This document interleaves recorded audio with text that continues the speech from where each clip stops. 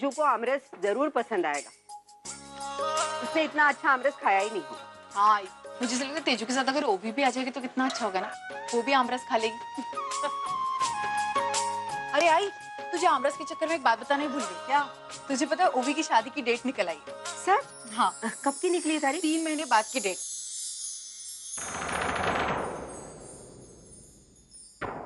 आई वो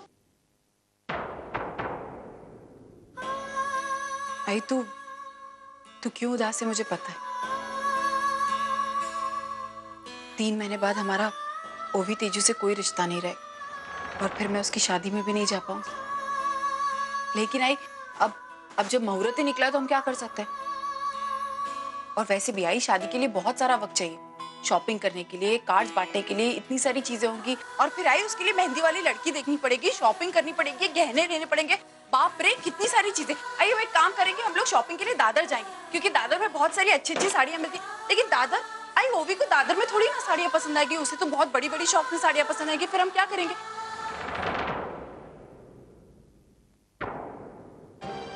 आई अच्छा मुझे एक बात बता, क्या कभी मैंने ये सोचा था कि मैं अपनी बेटियों को देख पाऊंगी?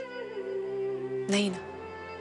और देख तो आज मुझे ये मौका मिला है कि मैं अपनी बेटी की शादी में शामिल हो सकती हूँ। मुझे और क्या चाहिए? आई सबसे बड़ी बात तो ये है कि मुझे मानव ने इजाजत दी है कि मैं ओवी की शादी में शामिल हो सकती हूँ। ये क्या बोल रही है तू? मेरी अपनी बेटी की शादी में शामिल होने के लिए तुझे मानव की इजाजत की क्या जरूरत है? तू उनकी आई है, वो तेरा हक है अर्जू। आई मैं जानती हूँ कि मैं उसकी आई हूँ, लेकिन 18 साल पहले मैंने मानव को अपने बच्चों को सौंपा था और आज मानव का हक उन पर मुझसे ज्यादा है। अगर मानव चाहे तो वो मुझे मना कर सकते हैं आई कि मैं ओवी की शादी में शामिल ना हूं, लेकिन उन्होंने ऐसा नहीं किया। बल्कि वो तो खुद चाहते हैं कि मैं ओवी की शादी में आऊं। जरा सोच, मैं अपनी बेटी की शादी में शामिल होंगी, उसे दुल्हन बने देखूंगी, कितना कितना कुछ अच्छा। मतलब बस करना अर्जु, और कितने सपने संजोएगी अपनी बेटी के बारे में। खुद भी उनसे जुड़ती जा रही है, मुझे भी अपने साथ लेकर जा रही है। तू तो उनकी आई है, लेकिन सच कहती हूँ मैं भी अब उनके बगैर नहीं रह सकती।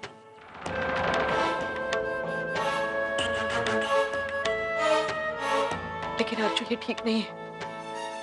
तूने कभी सोचा है डिवोर्स के बाद क्या होगा? देख मैं तुझसे ये नहीं कह रही हूँ कि तू उनसे रिश्ता तोड़ दे, लेकिन इतना घुल मिल जाना भी ठीक नहीं है बेटा। आई मैं जानती हूँ, तू बस मुझे दुखी नहीं देखना चाहती है ना? हाँ तो बस आई, जो मैं कर रही हूँ मुझे करने दे प्लीज। मेरे पास सिर्फ 3 महीने हैं। इन 3 महीनों में मैं अपनी पूरी जिंदगी जीना चाहती हूँ, अपने परिवार के साथ जीना चाहती हूँ। आई प्लीज। किस परिवार की बात कर रही है अर्चु तू? जिस परिवार ने तुझे कभी अपना हिस्सा माना ही नहीं, तो भूल गई सचिन ने क्या कहा? अगर आपने मुझे कभी भी प्यार किया है, उस प्यार के लिए मैं आपसे कुछ मांगता हूँ। मेरी आई को बाबा की जिंदगी में वापस आने का मौका मिला है, प्लीज बाबा को इस झूठे रिश्ते से आजादी दे दीजिए। इसमें सबकी खुशी है। आई मैं कुछ नहीं भूली हूँ, मुझे सब याद है। मुझे पता है कि सच्चू ने यही कहा है कि मैं मानव से अलग रहूं और मैं उसी की खुशी के लिए सब कुछ कर रही हूँ ना। अर्चु, वो अपने बच्चों के प्यार में अंधी हो गई। जो भी हो, अब मैंने जीना सीख लिया है।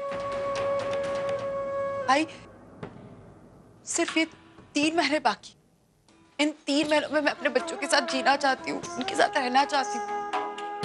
क्या पता इसके बाद मुझे कभी मौका मिले ना मिले अपने बच्चों के साथ रहने का, क्या पता उन्हें देखने का भी मौका ना मिले मुझे।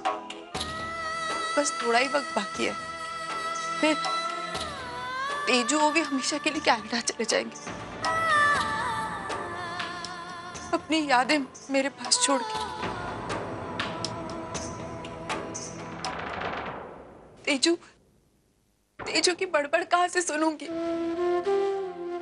उसकी बड़बड़ तो कभी खत्म होती ही नहीं है। उसकी मस्ती, उसकी आवाज मैं कैसे सुनूंगी? मेरी ओवी उसके साथ शॉपिंग पे जाना, उसके साथ घूमना फिरना, मस्ती करना, मैं सब कुछ बहुत